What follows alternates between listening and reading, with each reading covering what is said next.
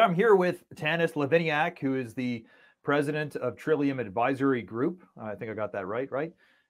She's been a long-term member of Building Transformations, and she specializes in working with businesses who are looking to go through a digital transformation, examining their technology stack, figuring out their digital strategy, finding the right tools to support their business. She has a lot of expertise in that area. Tannis, thank you so much for joining us today to talk about the publication. Thanks for having me. It's great to be here. Yeah, so thank you. You were interviewed and you contributed to the publication. And as we know, the publication is focused this year on this whole transformation that our industry is going through, the ecosystem of technology products that are emerging, and thinking through how all this technology is going to affect our industry. And you contributed by being interviewed and whatnot. So I just wanted to kind of chat with you about your perspective on the influence of technology. And maybe you can kind of start by giving us a bit of an introduction to yourself, explain who you are and what your business does. Absolutely. So my background is actually in the heavy industrial construction space. I've been in the industry for a little over 20 years. Got my start in the industry fairly young, working for our family business, spent summers and holidays working in the oil sands in northern Alberta.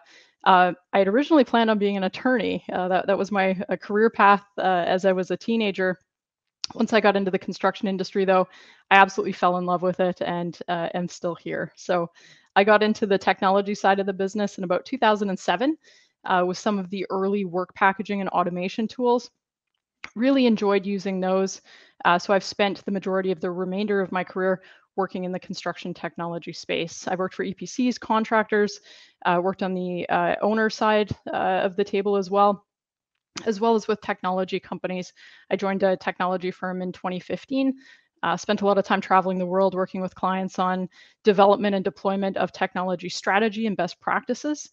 I founded Trillium Advisory Group in 2018 and we started out as a team of one, and here we are today as a team of 16, and recently went through an acquisition with Zachary Group. So it's been a phenomenal journey. I absolutely love the construction technology space. It's constantly evolving. It's exciting. It's dynamic. There's always new technology coming onto the space. So it's really exciting. Trillium Advisory. Yeah, go Sorry. ahead. Go ahead. Trillium Advisory Group is a professional services firm. So we're actually headquartered in Calgary, Alberta. And as you mentioned, we help organizations and teams design, build, and operate best-in-class facilities and assets. And that's through the deployment of industry best practices as well as technology solutions. As I mentioned, we were acquired by Zachary Group in September of 2021. So we do a lot of work with the Zachary Group of companies in facilitating technology deployment and innovation, which is great because they're a very forward-looking EPC, very much a pace setter in the space. And so we do a lot of work with that organization in some of their innovative practices, but also work with other organizations as well. We've got a broad portfolio supporting projects globally. Right on. Really amazing career journey you've had, and congratulations on all the success and now joining Zachary. So when you think about your clients, like, how would you describe them? Are they mostly in Canada? Are they mostly global? And then how do they break down from like industry sector?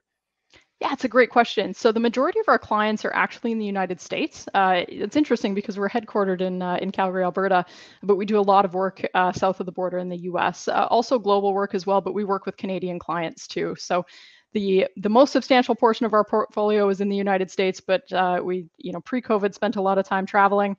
Now as COVID is starting to become less of a travel concern, we are starting to pick up some global travel as well. As far as industry sectors, a lot of work in heavy industrial construction, but we do work in commercial, aerospace, infrastructure. Basically, if somebody's building something and it's big and unique, that's where we want to be. Cool. So, obviously, often the construction industry is criticized about being behind the curve with using new technologies and driving innovation when compared to automotive manufacturing, et cetera. I personally don't share that view 100%. I mean, when you break out single-family homes, stick frame construction, there is actually, I think, an increase of efficiency over time. But there's certainly room for improvement, and we're always looking to improve, and that's really what this organization's about. So I'm curious, like when you interact with your clients, what are the common challenges that you've identified, and what are the kind of like trending issues that your clients are dealing with? Yeah, I mean, when it comes to technology adoption and deployment, I mean, I agree. I hear the lagging technology adoption statement repeated really ad nauseum, and it's a challenging one because there are pockets where that is the case, but it really does discount a lot of the great work that's happening in the industry. During COVID, we saw really an uptake in digitalization, and ultimately a renewed focus on digital transformation. So there's a lot of great work going on in the space, and as I mentioned earlier, a lot of very exciting technology. Where organizations are sometimes running into challenges, and when we're working with organizations that are taking steps on that technology journey, whether they're just getting started or looking to improve or optimize operations, a lot of it comes down to two things we find. One is data. And you can do a lot with technology, but if you don't have the right data available, if it's bad data, if it's dark data, perhaps it's hidden in localized files, it makes it very difficult to deploy technology and really see the value creation from that deployment. So data challenges are very prevalent throughout the industry, and that's really by nature of the fact that we are projectized, and it's not, we're not doing the same thing over and over again. It's not highly repetitive. So every project is different. Every engagement looks a little bit different. Capturing data across projects and then using that organizationally can really present a challenge if you don't have a good data strategy and technology and architecture to facilitate that. So data is a common challenge across the industry, and it's certainly an area where organizations are investing heavily and really trying to push the boundary on how they capture data, but also how data is leveraged to create value, not only on projects, but across organizations as well.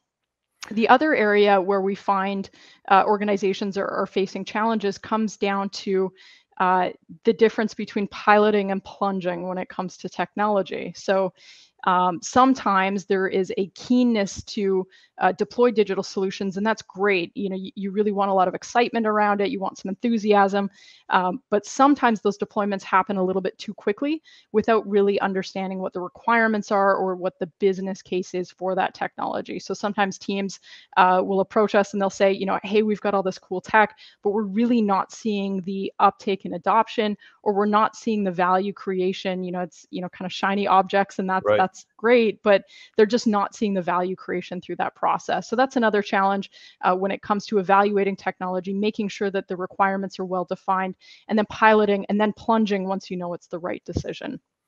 Yeah, so that's a kind of a good segue to my other question, which is what do you find your clients are targeting when it comes to value? Is it often that, like you described, they've made a big investment in a platform and they haven't really thought about how to deploy it effectively and get the value, and you come in and optimize that? Or are they targeting some other value? And maybe elaborate a little bit on how you measure that.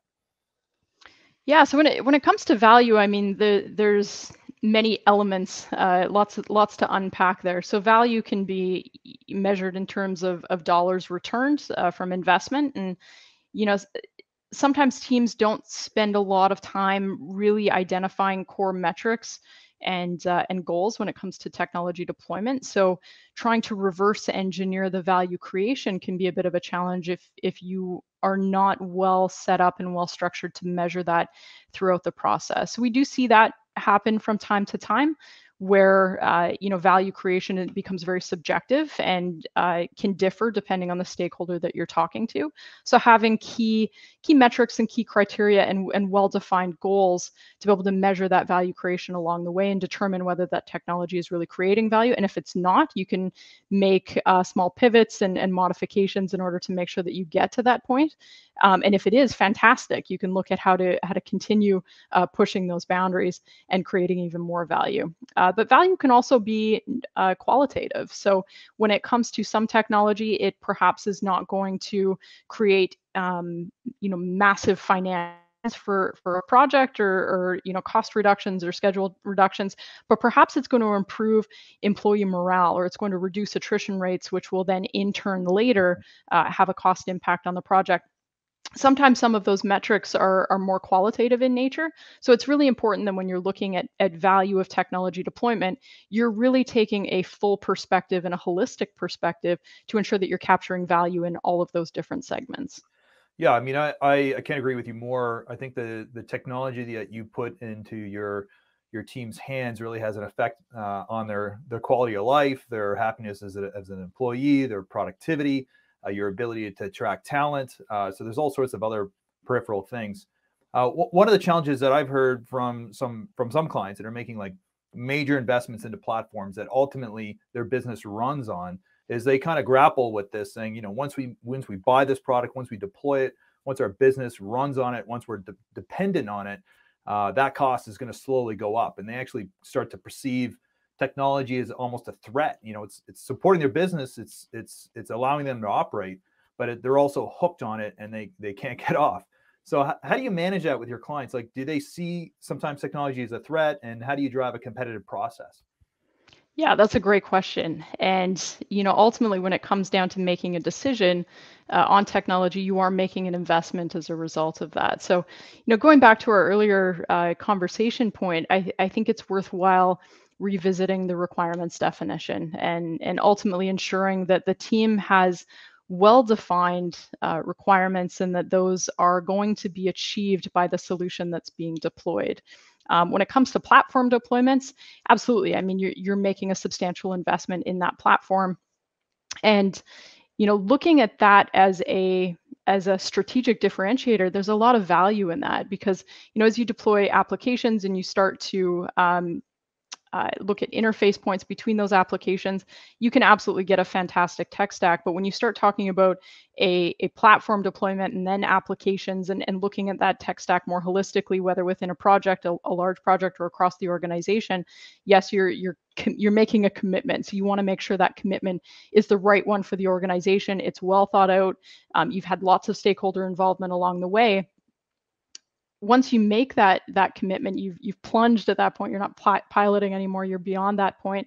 I can understand why some people think that may be some kind of a threat because you're now tied to a specific platform or solution, and it becomes difficult to pivot away from that. But if you've got the right solution that meets your business requirements and is creating value, there's no threat there. You've got a solution provider that has a vested interest in your success, and partnering with the right organizations, you can really achieve substantial value through that type of cooperation. So are you making a commitment?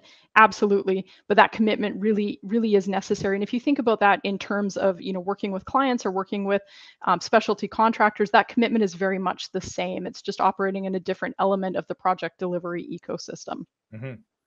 So there's, one of the things I also hear is that there's just so much technology that's now available, and so many startups that are reaching out to companies trying to find a way in to offer a new innovative solution, and it's almost overwhelming.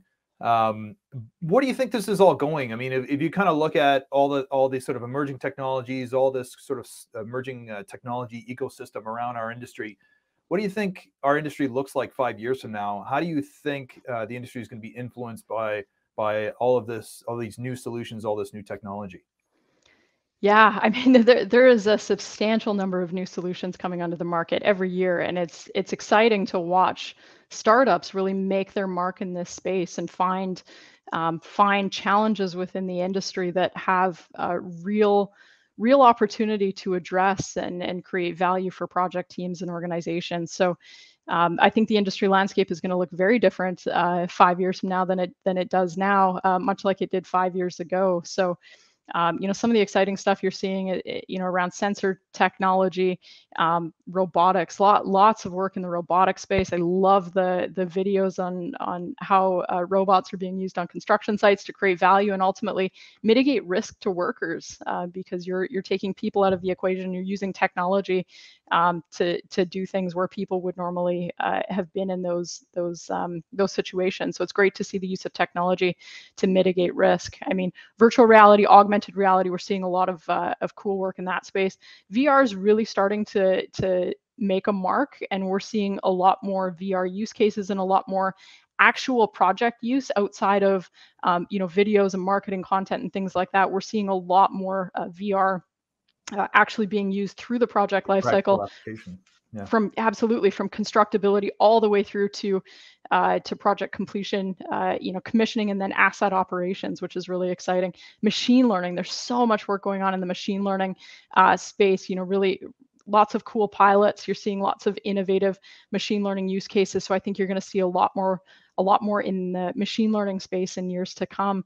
And then, getting back to basics with data. I mean, it's not always flashy, but when you look at how data is driving the use of some of these technologies, the work that startups are doing in the data space is really exciting as well, and it's something we really spend a lot of time evaluating and understanding from technology providers what they're offering there, because it really is taking capabilities to the next level. It's democratizing data, and it's putting it in the hands of people that need it. And in combination with those new and innovative technologies, it's changing the game for the industry. Yeah. So, I mean, it seems like there's a lot of things happening. Some of them are sort of solutions looking for problems, and some of them have real practical application. I'm also equally excited about automation on the job site and augmenting workers with machinery and robotics. It's obviously a huge challenge right now in our industry finding skilled workers, and we just don't have enough capacity in the industry to meet demand. So certainly that's an area that's going to grow. Tannis, thank you so much for joining us today. Really excited about your contribution to the document. Excited to have you participating with the organization. How can we learn more about Trillium? So you can find us online. Probably the easiest way is trilliumgroup.io. That's our website. You can find us there. We are also on most of the social media platforms. LinkedIn and Twitter, we're pretty active. So if you want to connect with us there, you certainly can. I'm also on LinkedIn. So if you want to reach out to me directly, I'm always happy to have a conversation around construction technology. Great. Thank you so much. Appreciate you taking the time. Thanks so much for having me.